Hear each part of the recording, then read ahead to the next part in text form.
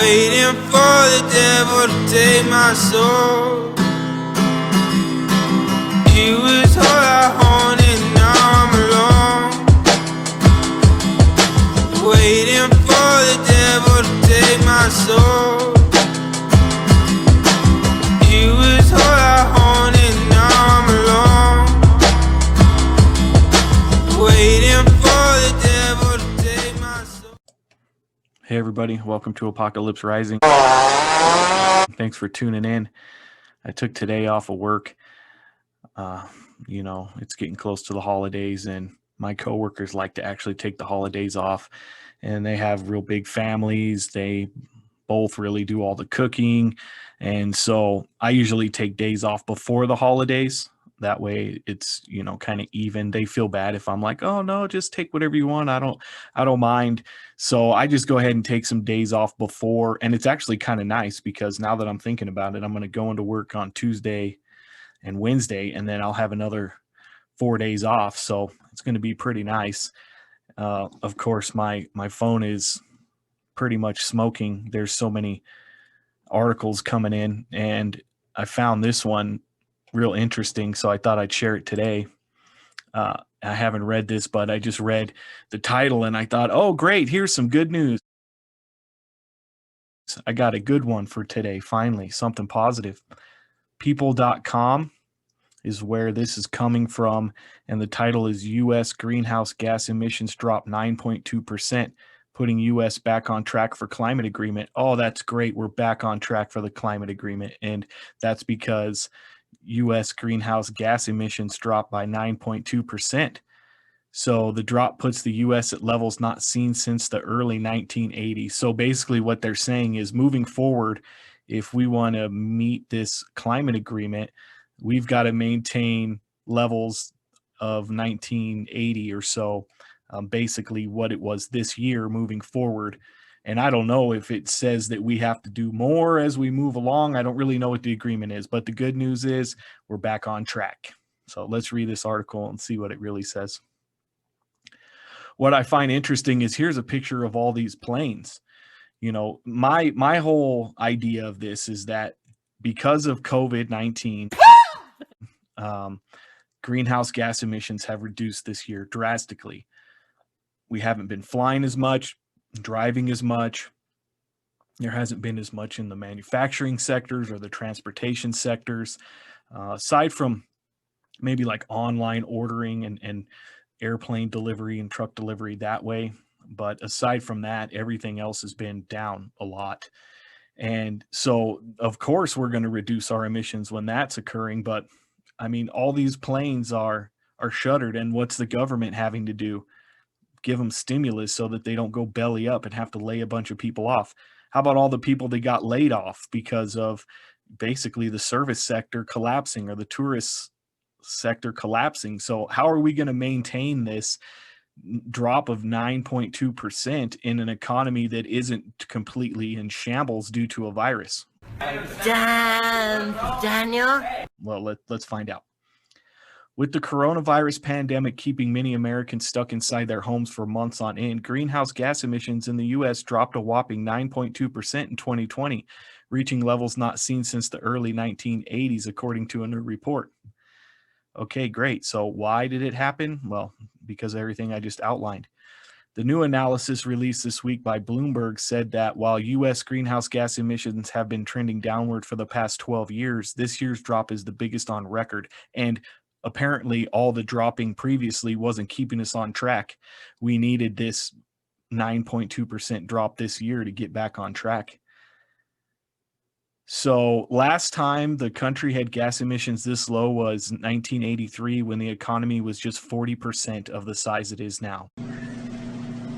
So basically this is alluding to the fact that we're running on about 40% of our economy right now when it comes to at least the parts of the economy that contribute to greenhouse gas emissions.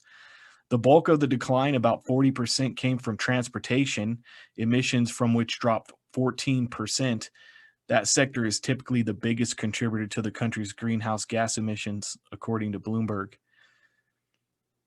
Despite the progress, net emissions are only expected to be 6.4% lower, as the forest fires that hit the U.S. earlier this year and sent carbon dioxide in there also must be taken into account. 21.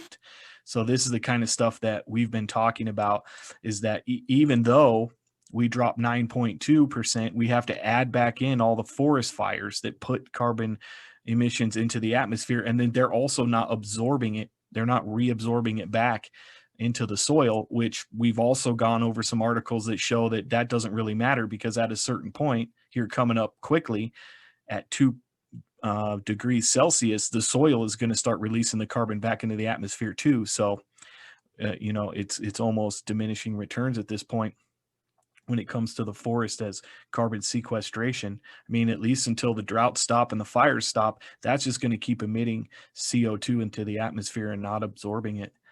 Still, the drop means that the United States is back on track to meet its commitments laid out by the Paris Climate Agreement. Well, right now, we aren't even part of this. So that's interesting. If Biden wins, we'll get back on it. And so that actually keeps us on track to keep global temperature below 2 degrees Celsius, but it doesn't say how much below 2 degrees. I don't know. And you're going to have a margin of error here where it could potentially go over 2 degrees, and then you've got soil release of carbon as well. Breakfast. So I don't know if this is actually such good news after all. Now, this is just talking about, I guess, how we were in the climate accord and Trump pulled us out of the climate accord. I mean, we're all aware of what's going on right now. It says Tom Rollins-Rees, Bloomberg NEF's head of North America analysis, said that while 2020 could be a watershed year for the country's climate ambitions, there is still a lot of work to be done. I mean, this is an understatement. We have 1 year where the economy is in shambles, and we're over here talking about how we're back on track, but then we even have to recant that because of the forest fires. Are they taking in consideration the methane from the ice and from the permafrost? I still don't think they are. So I don't really know if this is actually such a positive article after all. He needs some milk. While on one hand, a 9% drop in 1 year is huge, it still leaves a long way to go to address climate concerns, specifically because that means this point moving forward, we would have to have the economy producing the way it's working now, with high unemployment and very little going on to sustain this. I don't think we can do that. If the U.S. does re-enter the Paris Agreement, then 2020 has inadvertently put it back on track to meet its original commitments. But even with the most optimistic view on power sector decarbonization, more needs to change in other sectors to hit the 2025 goal. Yeah, like carbon sequestration and electric everything run by fusion. The report predicted that despite the decline this year, 2021 will see a record increase in year-on-year emission.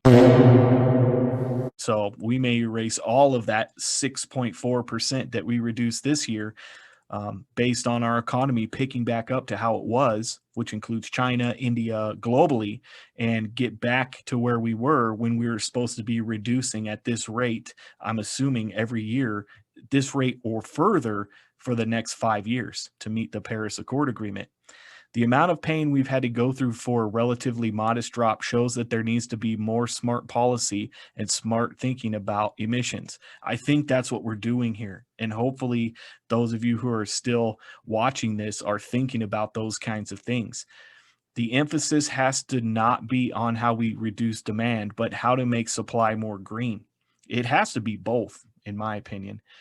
So we started off thinking that maybe this was great. We're back on track. We're going to save ourselves from climate change. And then it gets all discombobulated in the rhetoric. And we've realized that unless we want to have a crippled economy moving forward, doing what we did this year to try to get us to some sort of agreement is going to be not feasible.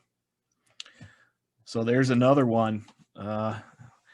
In the books for climate change and where we're headed here. Just think about that as we move forward. I know that some of you still have your jobs. I still have my job. I feel very lucky. I'm blessed that I haven't got laid off, but I'm still not out of the woods. And there are a lot of people that have gotten laid off. I know of a handful of people, and some of them had really good jobs, and others were in the service sector, which got hit the hardest, in my opinion. But it's affecting everybody, and it's still not over yet. And so to think that we can continue on down this path of economic contraction in all reality to reduce greenhouse gases, that's another pie in the sky dream that we're going to solve this problem by that method. So I guess that's all I've got for today. I hope everybody has a good week. I'm going to try to put another one of these out before the holiday. If I don't, everybody have a good one. Stay safe, and we'll talk to you next time.